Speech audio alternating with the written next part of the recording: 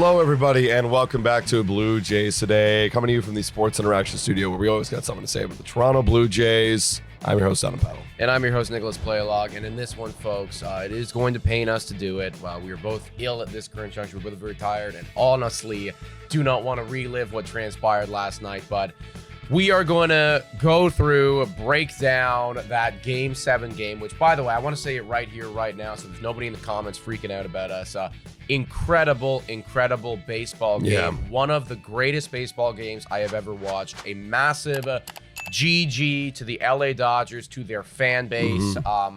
That was fucking awesome to witness. I obviously wish that it would have finished a little differently and that we would be the ones celebrating. But, you know, just zooming out for a moment, trying to put my ego to one side, that was an incredible series, an incredible game. And honestly, like, that was a World Series worthy of watching. Yeah, that's one you're going to rewatch. Maybe if you're a Blue Jay fan, you don't want to, but seriously, that's an all-time classic. So GG's to the Dodgers, GG's to the fans.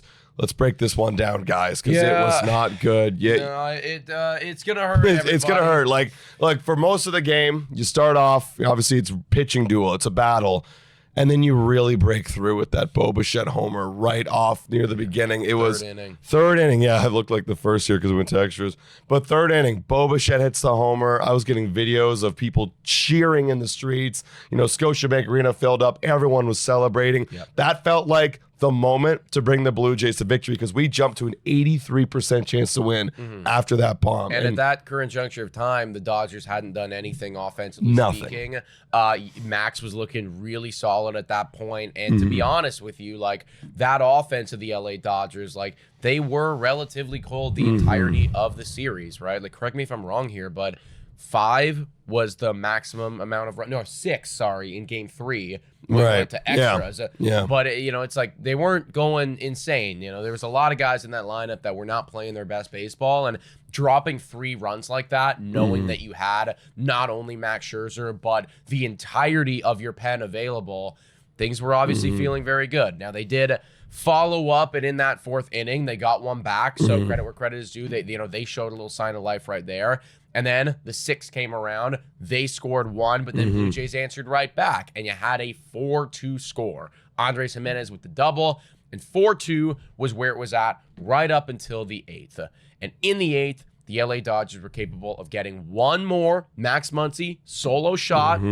Credit to him. He'd been really quiet for the majority of that series, gets himself a solo shot, and now you're in spitting distance. And I hate to bring this up, but the OGs here know that I said, and credit to him for having an incredible postseason. I want to start off by saying that. He had an amazing postseason.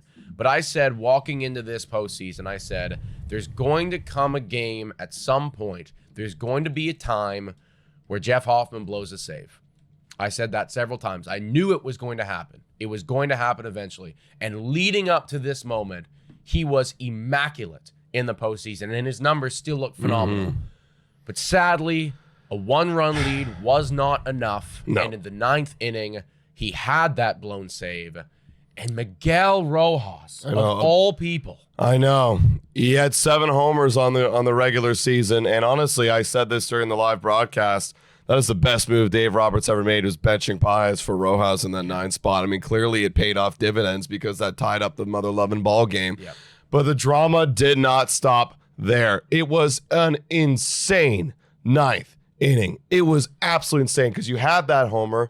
Then the Blue Jays in the bottom half were thinking, we got to go and we got to win this. And this is a tweet here by Mike, and he literally lays it all out in the line, what everyone's thinking right here. You obviously had the Rojas game-tying homer. We're going to talk about this in a moment, but I'll get through this tweet. IKF not taking a secondary lead while running on contact. We're going to talk about that in a moment. But that play happened at the dish, as you can see right here. Literally millimeters away from winning the ball game. And then you had Rojas' terrific play at the plate, right? And because he had to go and make that play, coming to home because he was ranging to his left, making that throw.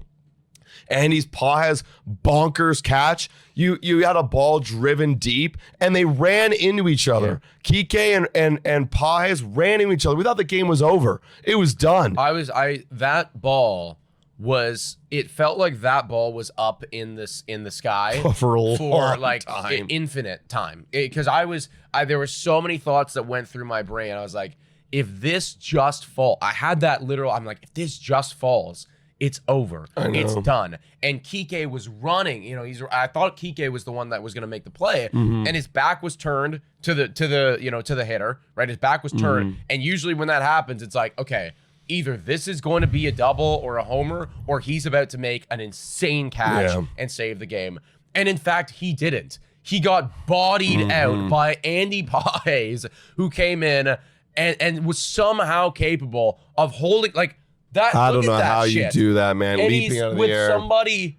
That's again, credit where credit is due. That is an insane catch, but just inconceivable play after inconceivable play. I know. And when you look at where we were in that 9th inning, it was incredible. At the top of the 9th, we had a 91.7% chance to win. I had tears in my eyes. I was feeling grateful. I was thinking it was going to happen. And you could see it just drops, and then it dips up in the bottom half, and then it drops again. And of course, you guys know it. We obviously went on to lose. You had the homer at the end of the game by Will Smith, which sent us into the bottom of the 11th. And then the bottom 11th was even dramatic. You had Vladdy.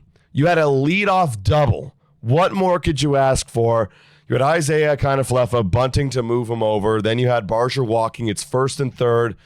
Then Alejandro Kirk hit a double play. And again, I saw hateful, mean comments by some people saying, well, that's why Kirk is, that's why he needs to lose weight and blah, blah. And I like, again, hateful, mean comments because he's been great all season long. That's just a double play to end the game. And that was it. Let me be very clear. That was a clear double play. It was a rock solid laser. You might need to have could Bobby Witt beat that out? Maybe Bobby Witt, but you're talking about having somebody in the 95th or higher speed percentile right there. So yeah, it wasn't a great at bat from Kirk. Obviously, we needed that ball to not be on the ground. Had he put that ball up in the air, we would have tied up that ball game. You never know what would happen. Maybe later in the game we still lose, but ultimately it wasn't, and the double play ended it, and the Dodgers won the World Series. And that was it, man. It did not feel good after all of that. No. Now, speaking about the IKF play, because a lot of people were up in arms about the lead that he was taking off of third base. Whit Merrifield, host of the 6 Inning Stretch podcast, by the way, phenomenal podcast over there. Our friends over at Blue Jays Nation, go check them out. Lindsay, incredible reporter in her own right as well.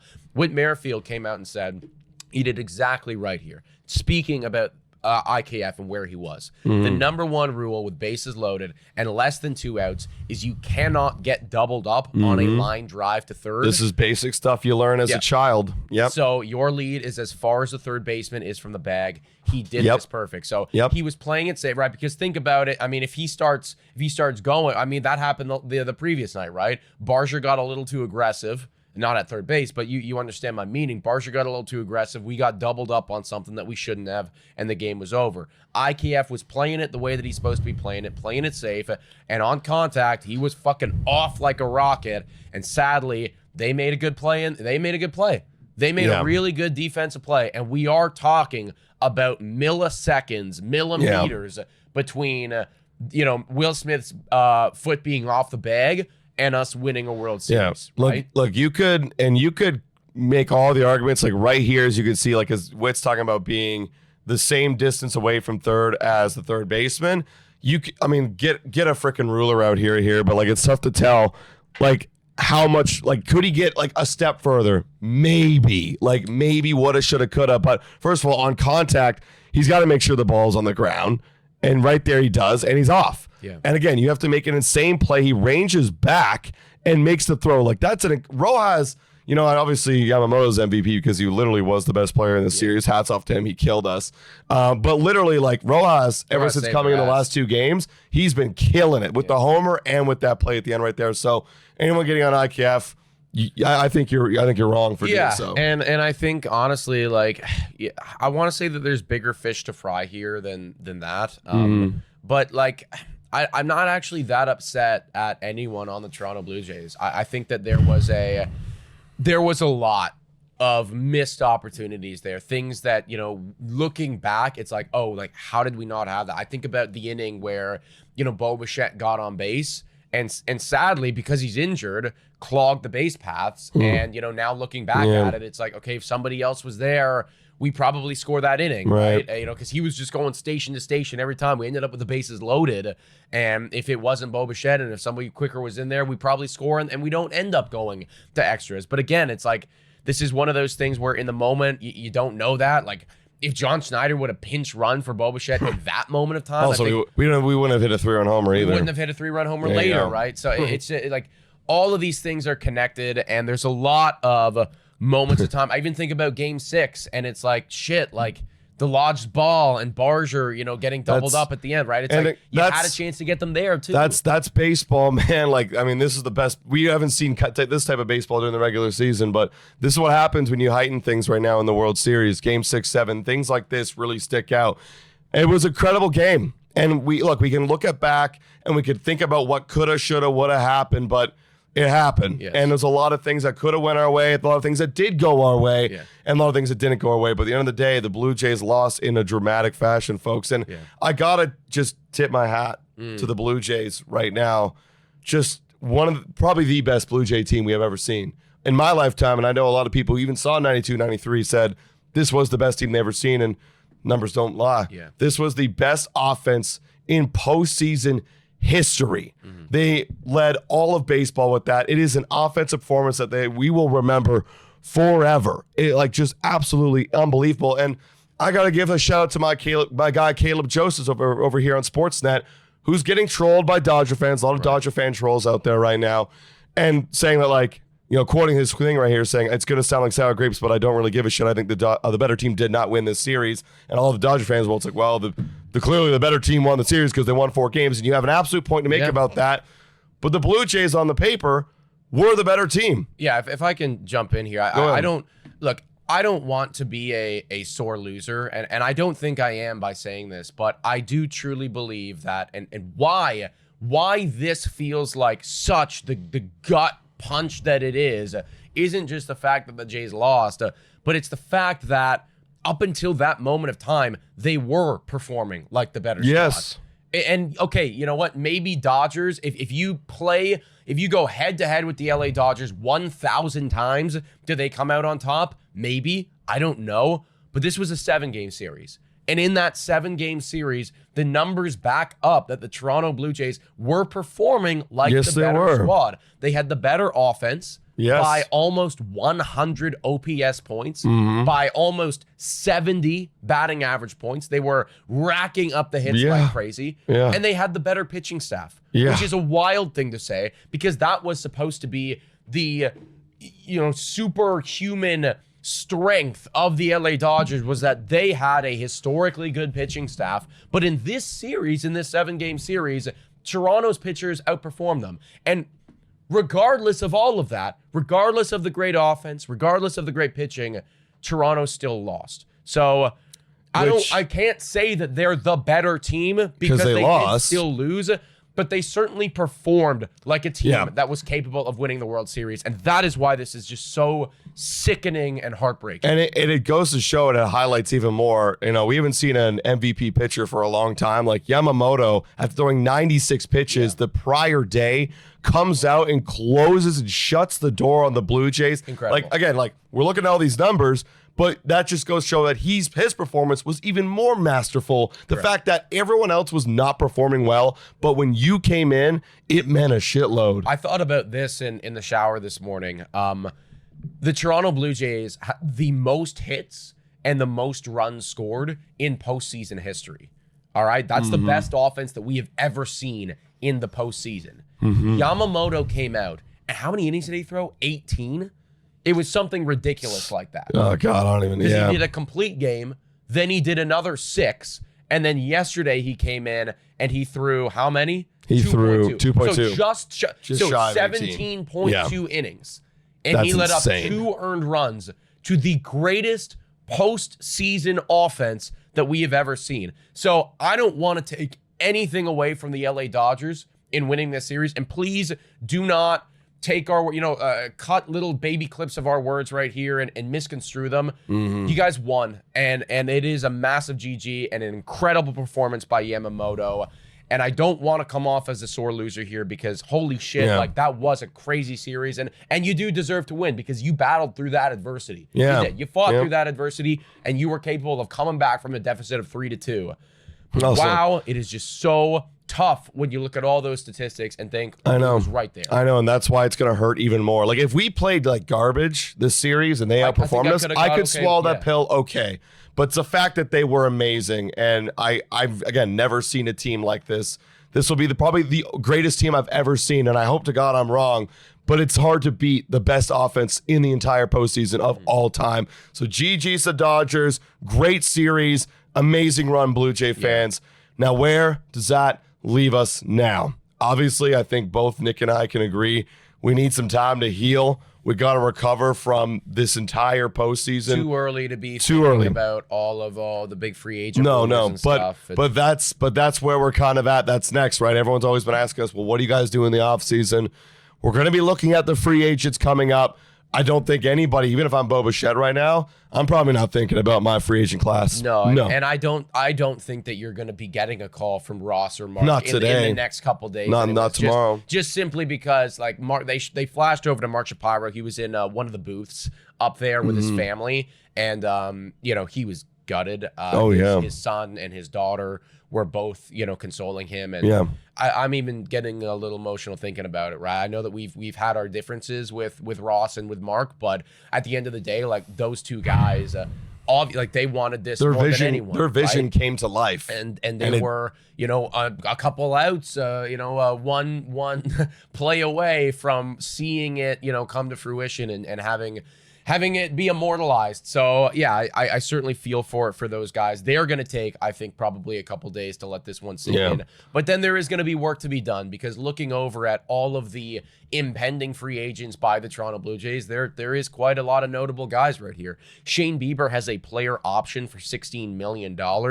We'll see whether or not he decides to pick that up. I got a feeling that he is going to want to explore free agency. I think that he did just enough to prove that I can get more than a 1-year deal. I don't know if he's going to be getting more than 16 per year, but I certainly think that he can get more than one year on that. And obviously we'll talk about it more, but like I got to imagine the Blue Jays will be tossing a reworked contract. They will certainly be in the mix. There's no denying it. And I don't know how he feels about Toronto. He just got here. But hey, he loves it. We were we were 2 outs away, actually, if you think about the 9th from winning the World Series. So it can't be all that bad.